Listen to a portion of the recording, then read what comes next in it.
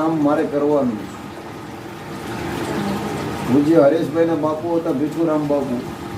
જીવા ત્યાં સુધી પોતે હનુમાનજી મહારાજની ઉપાસના કરવી, આ આટલા બધા મંદિરો સાચવવા, અને એ સંસ્કારથી એમાં ઉતર્યા. અને એમના દીકરા પણ આજે 2 મહિના કથામાં હોય તો 3 મંદિરની આરતી કરતા હોય. આપણે જો મંદિર જવામાં તકલીફ પડતી તો આ તો રોજની બંધણી, સવાર સાંજ જવું, જગાડવા, આરતી કરવી.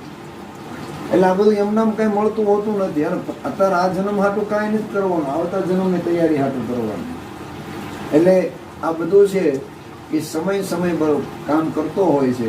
ક્યારેક દાંતરડા કકરાવવાના ન હોય, અને ક્યારેક કરોડોમાં રમાડતી હોય. કોણ રમાડે? જગદંબી રમાડે, ભગવતી રમાડે છે. એટલે જેને આપ્યું છે, જેને કરવાનું છે, એનાથી ક્યારેય દૂર જવું નહીં. કરતા હરતા એ છે, માં છે. પણ જરૂર ને જરૂર પોતાને એવો ભરોસો હોવો પડે કે માં મારી કુળદેવી, માં જગદંબા, આ બધું ક્યારેય એમને મળતું હોતું નથી. એટલે આજના દિવસે જે આ પધરામણી કરવામાં આવી, આ પધરામણીનું સાનિધ્ય, પધરામણી એટલે શું?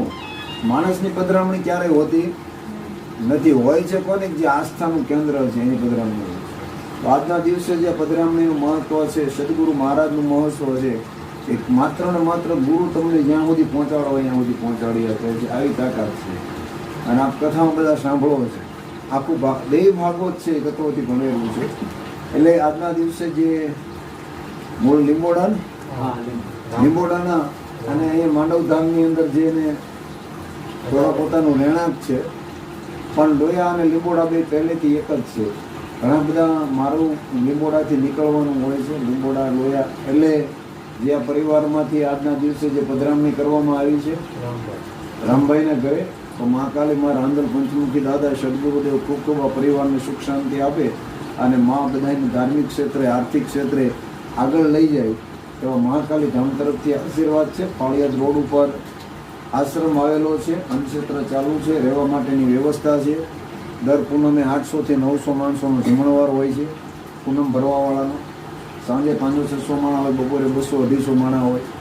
અને આવતા વર્ષે હરિદ્વારમાં કથા પણ છે, દેવી ભાગવત.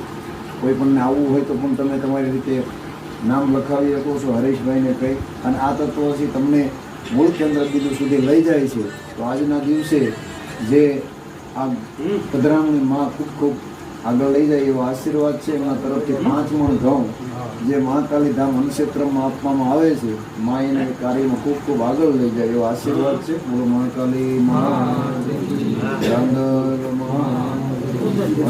હનુમાનજી મહારાજ, સદગુરુદેવ.